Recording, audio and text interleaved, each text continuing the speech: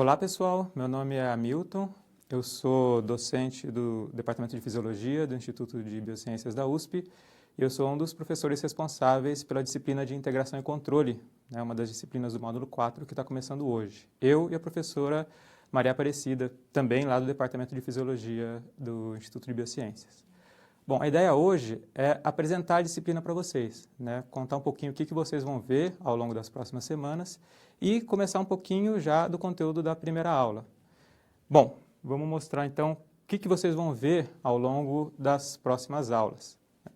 Essa disciplina ela trata basicamente, a gente vai fazer uma introdução à fisiologia, na primeira aula, na aula de hoje, a gente vai começar com conceitos bastante introdutórios de fisiologia, para vocês começarem a sentir o que é, qual que é o assunto da fisiologia, e depois nós vamos discutir dois grandes sistemas de controle, dois grandes sistemas de integração, que é o sistema nervoso central e o sistema endócrino. Então, na aula de hoje, a gente vai ver conceitos gerais de integração e controle, e nas próximas aulas, nas 5 próximas aulas, a gente vai falar de sistema nervoso central, central e periférico, sistema nervoso humano, na verdade. Nas 2 últimas aulas, a gente vai conversar um pouquinho sobre sistema endócrino. Essa divisão que a gente fez pode dar a impressão de que o sistema nervoso é mais importante do que o sistema endócrino, porque a gente vai ter 5 aulas de sistema nervoso e só 2 de endócrino, mas isso não é verdade. O que a gente decidiu foi dividir o sistema endócrino ao longo das outras disciplinas. Então, a gente vai ver um pouquinho de sistema endócrino nessas duas últimas aulas e nas outras disciplinas vocês vão ver o restante desse sistema. Bom, então, o que a gente vai ver? Na próxima aula, na aula seguinte, a gente vai falar um pouquinho sobre a organização geral do sistema nervoso, uma introdução sobre o sistema nervoso humano. Depois a gente vai tratar um pouquinho de bioeletrogênese e comunicação neural. Eu sei que é um nome meio estranho, mas vocês vão ver isso já a partir da próxima aula, o que significa isso. Depois nós vamos tratar dos sistemas sensoriais, sistemas motores, em seguida sistema nervoso autônomo e, por fim, as 2 aulas de endócrino.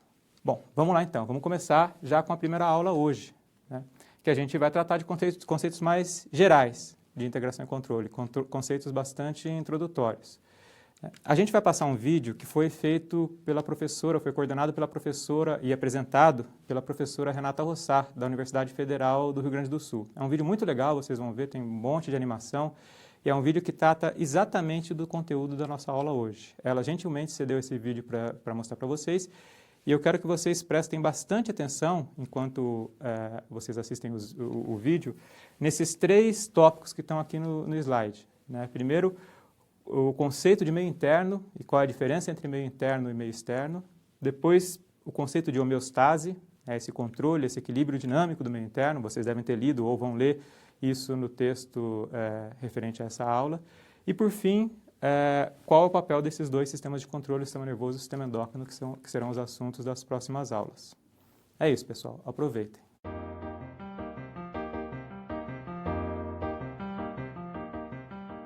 Olá, meu nome é Renata Rossar, professora do Departamento de Fisiologia da Universidade Federal do Rio Grande do Sul. Nosso tema nesta aula é Introdução à Fisiologia, um tema que certamente você deve lembrar de suas aulas no colégio, quando aparecia uma figura parecida com esta. Lembrou? Coração, pulmões, estômago e intestino, rins e todos os outros órgãos que você estudou procurando entender as funções de cada um, certo? Agora, vamos olhar esse conjunto através dos olhos dos fisiologistas. Todos sabemos que nosso corpo é uma grande coleção de células, mas para que todas essas células sobrevivam, é preciso que estejam em um ambiente adequado, cujo equilíbrio dinâmico chamamos de homeostasia. A fisiologia se preocupa, sim, em compreender a função de cada um dos órgãos e sistemas do corpo, mas principalmente como eles trabalham de maneira integrada para manter essa homeostasia do ambiente onde as células se encontram. Essa é uma das características fundamentais dos organismos vivos, sua capacidade de manter um ambiente interno adequado para a sobrevivência das células e, por isso, para a sua própria sobrevivência. E uma forma interessante de entendermos a homeostase é comparar o que acontece no interior do corpo humano e de todos os organismos multicelulares com um aquário. Pense como os peixes sobrevivem graças ao líquido em sua volta, onde os níveis das diferentes substâncias são bem controlados. Assim também são as células vivas em nosso ambiente líquido. Não viveriam sem ele, da mesma forma como os peixes não sobrevivem fora d'água. Nascemos, crescemos, desenvolvemos graças a essa condição. Esse ambiente vedado de maneira muito especial por epitélios de revestimento, perfeito para a sobrevivência das células, é o líquido extracelular, o que os fisiologistas chamam de meio interno. Pois a função básica dos sistemas fisiológicos, o digestório, o respiratório, o cardiovascular, o renal e todos os outros, é manter a qualidade do meio interno, esse líquido extracelular, onde as células moram. Vamos falar sobre cada um deles logo adiante. Mas veja, aqui é importante fazer um parêntese. Estamos falando de líquido extracelular, diferente do líquido intracelular, que, como o próprio nome diz, é líquido dentro das células. Mesmo que esse líquido intracelular também esteja dentro do organismo, ele não faz parte do meio interno. Considera-se meio interno ou líquido extracelular, aquele que está em torno das células. E observe como as composições desses dois líquidos são bem diferentes uma da outra. Citando apenas alguns dos íons, o sódio e o cloreto se encontram em muito maior quantidade no líquido extracelular. O mesmo se pode dizer para o cálcio. Já o potássio é o contrário, tem uma grande quantidade dentro das células. E aí também há vários ânions proteicos, além de diversos fosfatos. Então, essa figura não parece um aquário? Um aquário fisiológico. Agora, vamos além dessa ideia de aquário. Para entender a origem da necessidade de um líquido extracelular, podemos voltar nossa atenção nos primórdios da vida na Terra, há alguns bilhões de anos atrás. Os primeiros organismos unicelulares não sobreviveriam sem o ambiente líquido em que habitavam. Na época, o que existia era um oceano primitivo, rico em nutrientes, gases e eletrólitos, importantes para a vida daqueles minúsculos seres. Nosso meio interno é muito semelhante, pelo menos em função ao oceano primitivo. Dele, as células são capazes de obter todos os elementos necessários para a sua sobrevivência. Também pode excretar para o mesmo meio interno produtos do seu metabolismo ou substâncias que terão algum papel sobre outras células, como os hormônios, ou mesmo nutrientes em estoque, liberado quando não houver oferta de alimento ao alcance do indivíduo, isso só para citar alguns exemplos. Claro que é razoável imaginar que depois de algum tempo, os nutrientes poderiam ir se esgotando e os resíduos celulares se acumulando no meio interno. Então a pergunta é como o líquido extracelular se mantém constante e adequado para as células. Realmente, nosso ambiente interno de dimensões limitadas depende de uma permanente renovação. E a resposta está no trabalho dos órgãos e sistemas do corpo. Alguns dos sistemas fisiológicos desenvolveram-se em forma de tubos que perpassam diferentes regiões do corpo, como se fossem extensões do ambiente externo. Eles são especializados em captar e eliminar substâncias, permitindo sua passagem entre os meios externo e interno. E é graças a esses sistemas que água, gases, nutrientes e eletrólitos necessários às células se mantêm em níveis adequados. Observe com atenção a estrutura anatomo-funcional dos três sistemas fisiológicos com essas características: o digestório, o respiratório e o renal. Cada um deles tem a responsabilidade de renovar diferentes elementos. Poderíamos apelidá-los, então, de sistemas de tubulações de trocas ou sistemas de troca. Um apelido só para deixar nossa explicação mais didática. Iniciando pelo sistema digestório. Sua função é, através de suas paredes especializadas, absorver para o meio interno os nutrientes e a água, além de outros elementos químicos que ingerimos toda vez que nos alimentamos, de maneira que fiquem à disposição das células. Ele também elimina produtos pelas fezes que devem ser expelidos do meio interno, além daqueles que nem chegaram a ser absorvidos pelo trato gastrointestinal. O mecanismo básico do sistema respiratório parte do mesmo princípio, só que seu papel é absorver o oxigênio para o meio interno, que será utilizado pelas células, especificamente nas mitocôndrias, para a produção de energia, e jogar fora o excesso de gás carbônico produzido nessas células pelo mesmo processo. E o terceiro, o sistema renal, também é constituído por uma coleção de pequenas tubulações, os néfrons, e através do transporte de água, eletrólitos e outras substâncias entre os meios interno e externo, ele tem, além de outras funções, o papel de manter os equilíbrios hidroeletrolítico e ácido básico do organismo.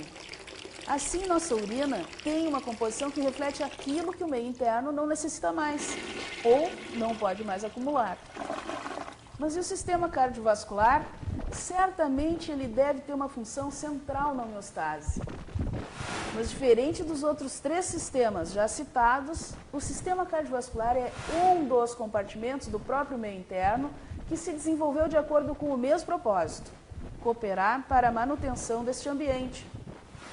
Os vasos servem não apenas como estradas para transporte, mas também são apropriados para receber e entregar todas as substâncias nas diversas regiões do corpo. Então, o sistema vascular permite a captação desses elementos ao passar pelos sistemas de troca, o seu transporte pelo corpo e a sua chegada nas células. E vice-versa, também é capaz de captar os produtos celulares, transportá-los e, dependendo do produto, viabilizar seu acesso às outras células ou sua eliminação do organismo pelos mesmos sistemas de troca. É através das artérias e veias que ocorre o transporte dos elementos do meio interno para as diferentes regiões do corpo. Já os vasos que permitem a passagem para dentro e para fora da circulação, quando em contato com os sistemas de troca ou com as células, são os capilares. Sua permeabilidade é garantida em função de suas paredes serem extremamente finas e muitas vezes fenestradas. Baseado no que conversamos até agora, vimos que existem diferentes compartimentos líquidos em nosso organismo. Para nos situarmos melhor, vamos separar esses líquidos em seus devidos espaços.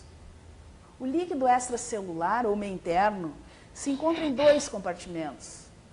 O primeiro é dentro de vasos. É chamado de plasma, o líquido dos vasos sanguíneos, em torno das células sanguíneas. E de linfa, o líquido dos vasos linfáticos.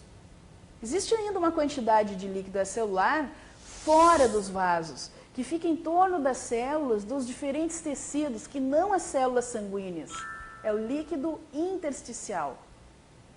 Então, o meio interno compreende em uma parte dentro dos vasos, plasma e linfa, e a outra fora dos vasos, nas proximidades das outras células. É o líquido intersticial. De novo, um parêntese. Aqui, para simplificação, não está sendo mencionado o líquido transcelular, como, por exemplo, o humor aquoso dentro do olho. O líquido intracelular, por sua vez, se encontra dentro das células. Mas quanto do nosso corpo é sólido e quanto é líquido? Do total do nosso peso corporal, 40% é sólido e os 60% restantes são água. Destes, 2/3 se encontram dentro das células, é o líquido intracelular, e o outro terço no meio interno, é o líquido extracelular. Agora que está mais clara a relação entre os líquidos extra e intracelular e os meios interno e externo e os epitélios que separam esses meios, podemos salientar uma questão importante, também ilustrada no nosso aquário fisiológico, sobre a diferença entre glândulas exócrinas e endócrinas. As exócrinas são aquelas que secretam substâncias químicas para o ambiente externo. Embora aqui estejam representadas apenas na pele e na tubulação digestória, que poderiam ser para a secreção de suor e de enzimas digestivas, certamente essas glândulas estão distribuídas por todas as regiões dos epitélios do revestimento, tanto na superfície corporal externa, como também ao longo das membranas que revestem os sistemas de troca.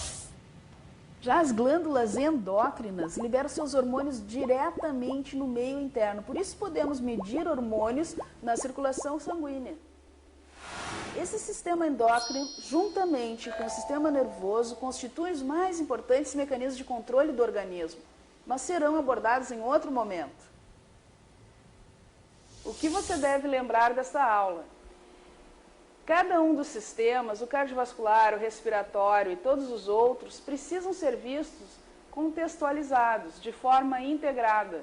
A partir daí, será possível compreender com maiores detalhes os mecanismos específicos de cada sistema e as relações entre a anatomia e fisiologia das estruturas corporais.